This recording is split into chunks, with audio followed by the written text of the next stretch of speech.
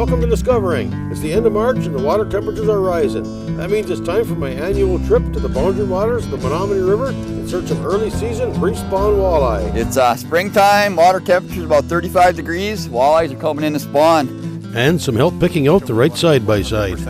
Stick around, it's Monday night and time for Discovering. The secret streams that flow beneath the cliffs of colored stone. Forest thick and healthy with birch and pine and oak. Surrounded by the greatest lakes this world has ever known. The black bear's awesome presence as he roams the hills and fields. Call of the timber wolf, the loon's lonesome trill. The eagle soaring high above, the trout lies deep and still. These are what I treasure, the only way I measure feelings that I have for this fine land. There is so much to discover when you're a long-time lover of northern Michigan.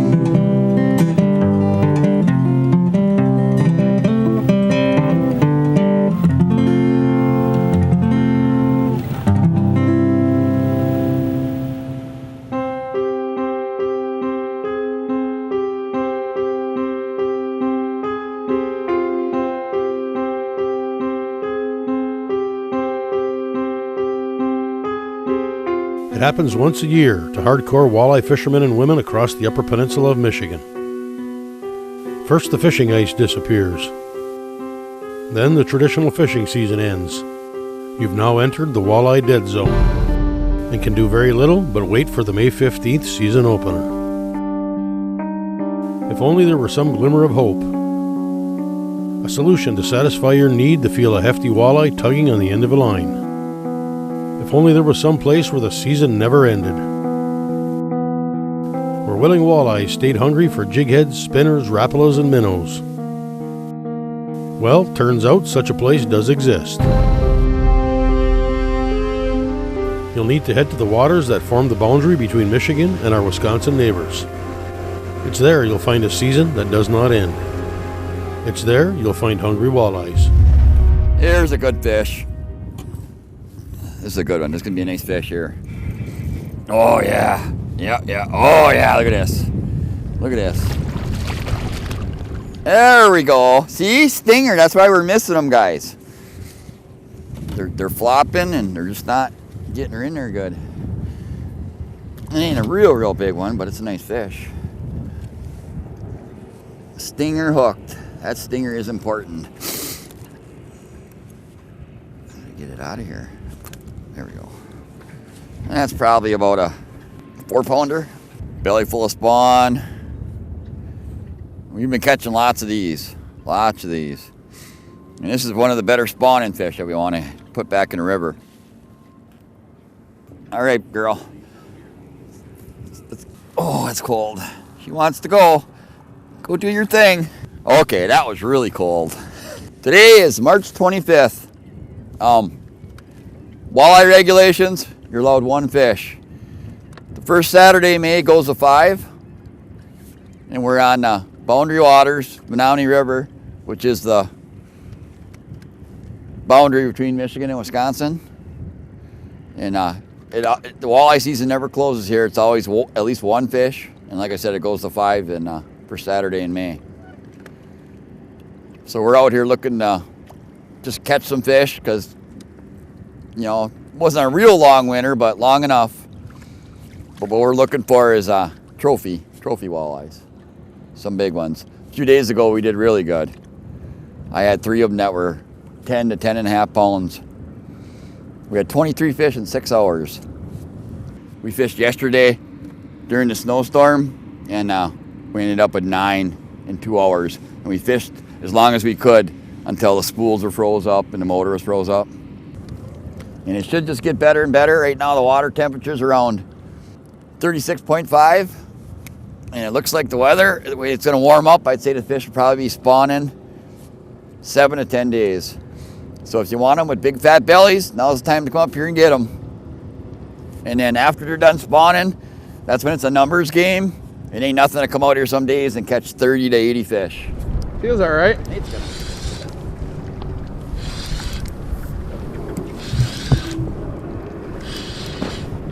Oh, snap food, that's why. Yeah, underneath the... Snap food. But you know there's fish in the river Yeah. when you're snagging them like that, so you know they're here. Yeah. Snap food.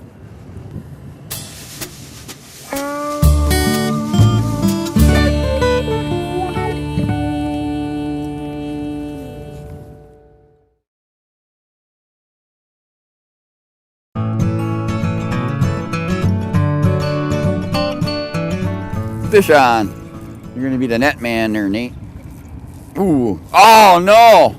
Fish off. Yep.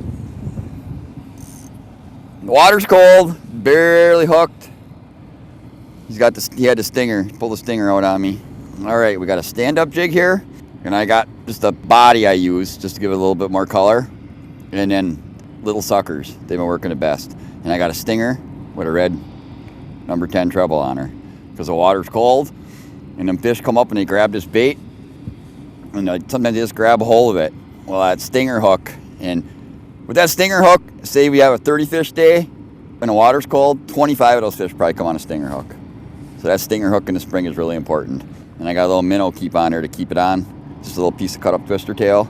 It's because the hole gets jigged and gets bigger. That keeps that minnow on there. I got to get back down there, Brian, catch one after losing that one.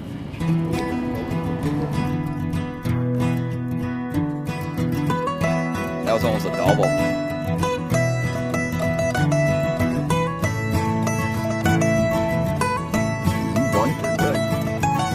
Finally. He ain't a real big one, but stinger hooked. That's why we're losing him, Nate. See that? He's just stinger hooked. He's a little eater though. All right. See that? I'm waiting for that stinger hook. Like I said, the water temperature got up to almost 40 degrees, and that's when the fish started biting. And then we had a drop in temp, so it's back down to about 38 now. So that stinger's important. And that's a nice eating fish right there. But we're gonna catch a lot of them today, so I'm gonna let this one go, because after you catch your one, you're supposed to be done fishing. So, and that's a little male. That's the best kind of fish to take to eat right there. Let them females go. You'll see today we'll let some nice females go. We want them to reproduce. So go get bigger, buddy. All right, there we go, number one. Can you just hoof it in, or do you need me to? He's fighting. Oh heck yeah, just grab him. Hey, he ate the whole thing. Grab the line and pick him up.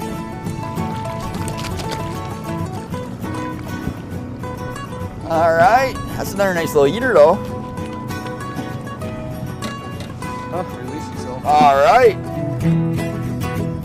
Well, yeah, oh yeah, that's a nice fish. Here's a good one. Oh yeah, stinger hooked.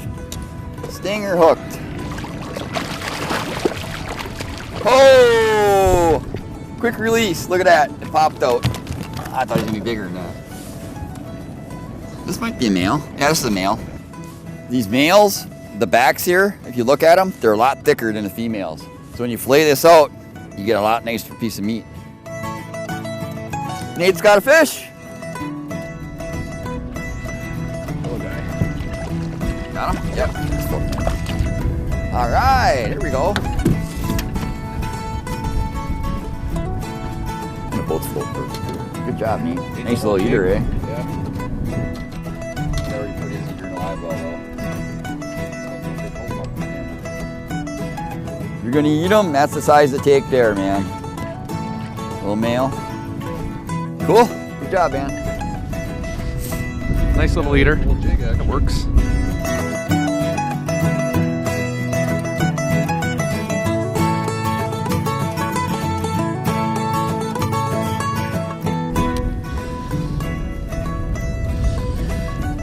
It's a little better. Little male again. No, another little male, eh? Stinger hooked. Stinger hooked. Good job, good job. Just need them to get bigger. Huh, let itself off again. Yeah, they're barely hitting that. Yeah.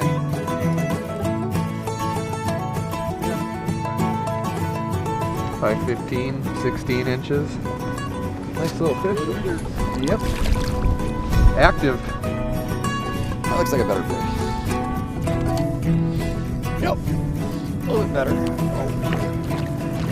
Stinger hook. See that? That stinger, man. If it wasn't for that stinger today, that's a nice one. Good job, Nate. Good job.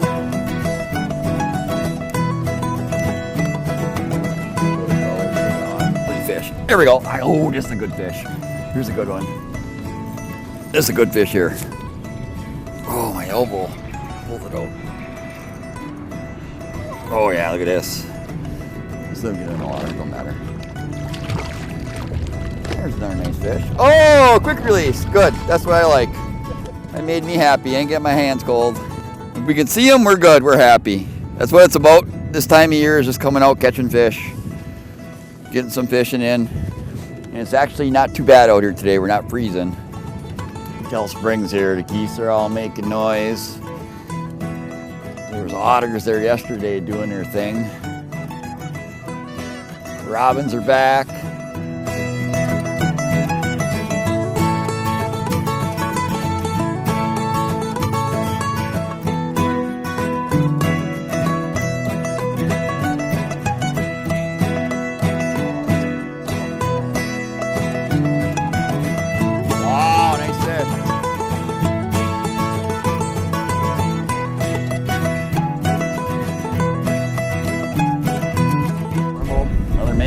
Yeah, probably. Pretty active But feeling. they're biting pretty good anyway.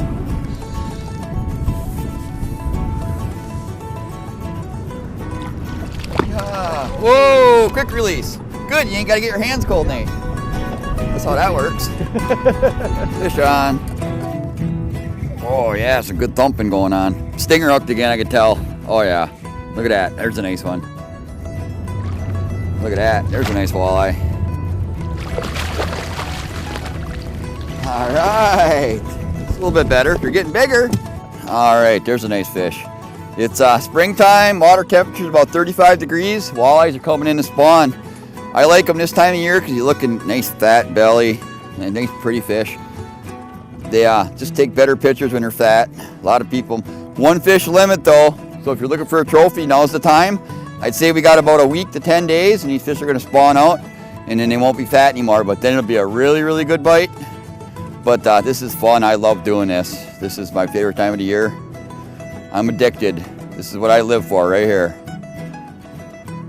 And that's a nice fish. We're gonna put her back in the water and get bigger and make some babies for us. Go get bigger, girl. All right.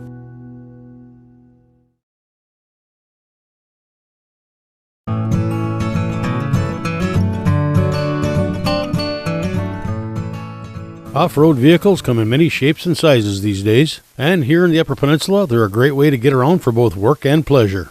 I talked with Matt Winfield of Marquette Powersports at this year's Boat, Sport, and RV show for some insight into the many factors to consider if a new ATV or side-by-side is in your near future.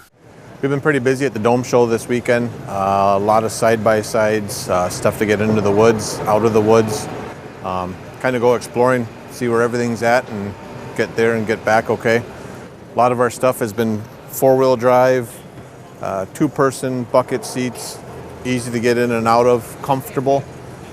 A lot of the riding we do up here, you can go just about anywhere you want with respect to the landowners.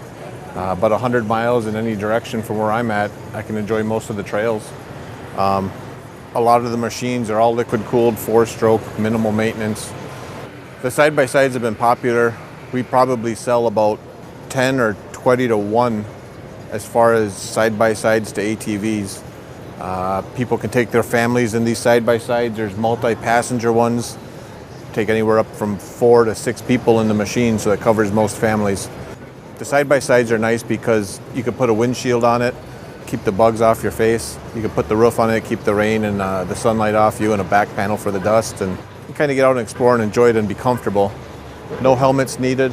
A pair of goggles for the dust, that's all you really need. A lot of the times when we're talking to people and we're looking at how they're going to use it, what they're going to use it for, first two questions we're asking, is it just you or are you taking others with you? The next question is, realistically, how much work and how much play?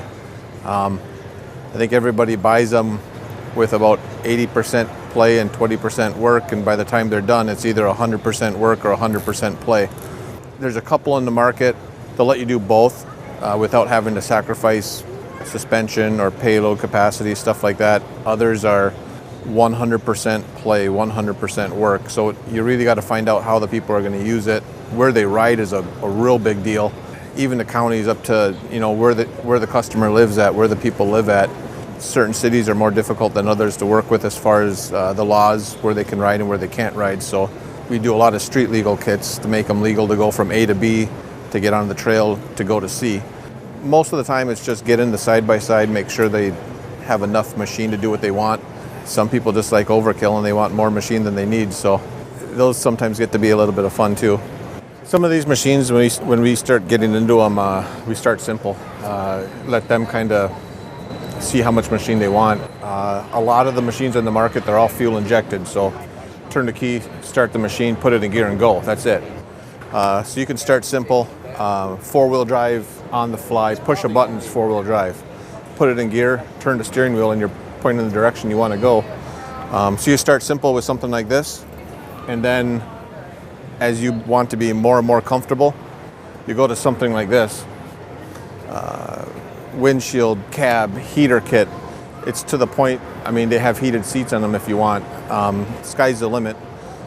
If you've thought of it, if it's something you've ever looked at, if you have it in your car, they probably make it for the side-by-side. So you're not going to sacrifice anything if you don't want to, but you don't have to get the heated seats and this and that. You can keep it real simple too. Now some of the machines too, they keep it simple where it's just a 2-passenger machine, and then they go to stuff where you can have just a single bench seat but 3 seat belts. So a lot of people like that. It's a smaller turning radius. They can get through some of the cheater trails a lot better. It makes it easier to go around the mud holes and get to where you're going without getting stuck and not having a long wheelbase to boot. Other ones, you go to ones where they have 4-passenger seating, dump boxes. You can still haul stuff, dump stuff, but then you have seating for 4 big football players in the machine. So you get a lot of elbow room and kicking room for people when you need it, and still super comfortable. Other machines, you get to some stuff where people want the dump box, they want the suspension, they want it all. So then you go to something half doors, almost 14 inches of travel into suspension. This is kind of the machine where you need to do a little bit of work just to justify the purchase, but you really want to have fun with it too. Polaris came out with this. Then you get the families that they want to go in and out of the logging camp. Then you get into something with snorkel kits, big tires, 4,500 pound winches. Go swimming with the side-by-sides, they make that too. Just about anything you could think of, these manufacturers are coming up with it.